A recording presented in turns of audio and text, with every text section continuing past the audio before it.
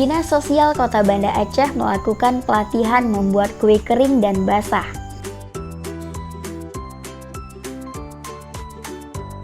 Kegiatan tersebut bertempat di Rumah Singgah Lem Jabat Meraksa.